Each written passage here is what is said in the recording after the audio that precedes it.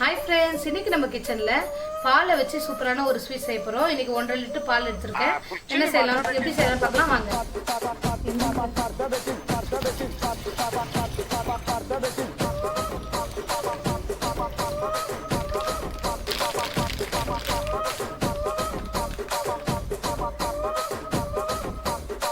பால்ல தண்ணிலாம் சேர்க்க கூடாது.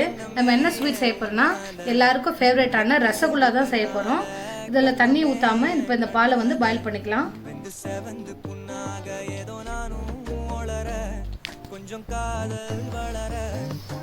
இப்போ பால் நல்லா இப்போ பொங்கி வரப்போகுது. பொங்கட்டும், கொதிக்க வேண்டாம். பொங்கின உடனே நான் இப்போ ரெண்டு பழம் எலுமிச்சை ஜூஸ் வந்து பிழிஞ்சு வச்சுருக்கேன். இப்போ பொங்கினதும் நம்ம இதில் சேர்த்துக்கலாம். பொங்குது நல்லா, சிம்மில் வச்சுட்டு இப்போ கொஞ்சம் கொஞ்சமாக ஜூஸை ஊற்றி கலக்கலாம்.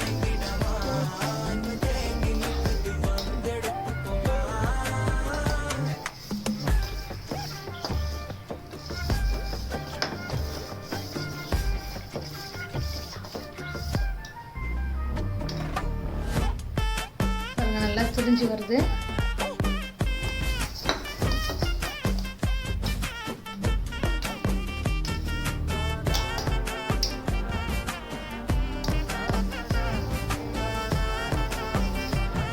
நல்லா திரிஞ்சு வந்துருச்சு. இப்போ கேஸ் ஆஃப் பண்ணிட்டு வடிகட்டிக்கலாம்.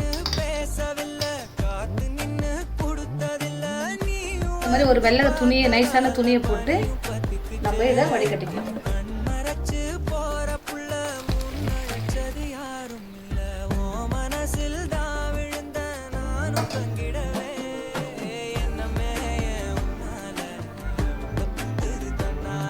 இப்போ நம்ம லெமன் ஜூஸ் சேர்த்ததுனால கொஞ்சம் புளிப்பாக இருக்கும்.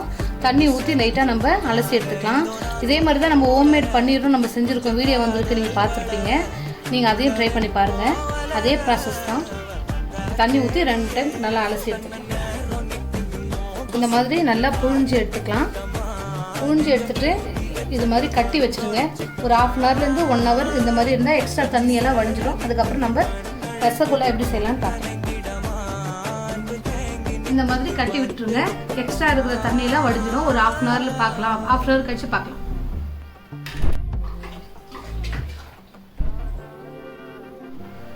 இப்போ நம்ம சுகர் சிரப் செஞ்சுக்கலாம் ரசகுல்லாக்கு. அதுக்கு இது மாதிரி அகலமான பாத்திரம் எடுத்துக்கங்க. ஏன்னா சின்ன பாத்திரம் வச்சுன்னா அது ரசகுல்லா வேகும் போது டபுளாக ஆகும். அதனால் அகலமான பாத்திரம் எடுத்திங்கன்னா ஈஸியாக இருக்கும். இப்போ இந்த கப்பால் 8 கப்பு தண்ணி நம்ம சேர்த்துக்கலாம்.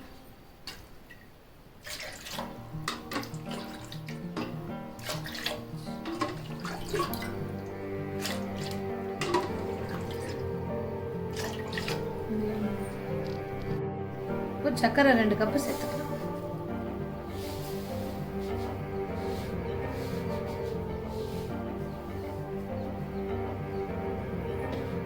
இப்போ இதை நம்ம கொதிக்க விட்டுடலாம்.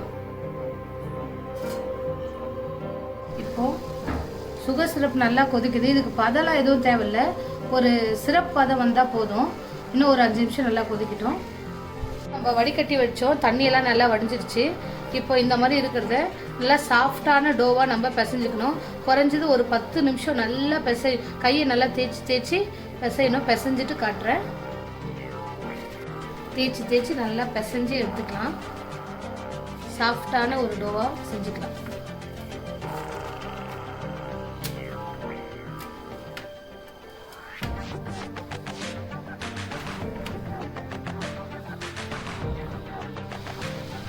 இப்போ சாஃப்டான டோவா பிசைஞ்சு எடுத்துட்டோம்.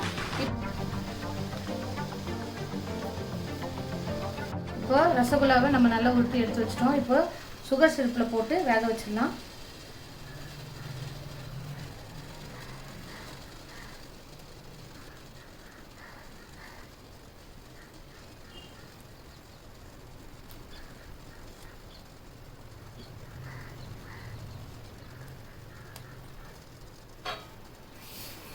இப்போ மூடி வச்சலாம். ஹை ஃப்ளேமில் 5 நிமிஷம் வேகணும். அப்புறம் ஸ்லோ ஃப்ளேமில் 10 நிமிஷம் வேக வைக்கணும்.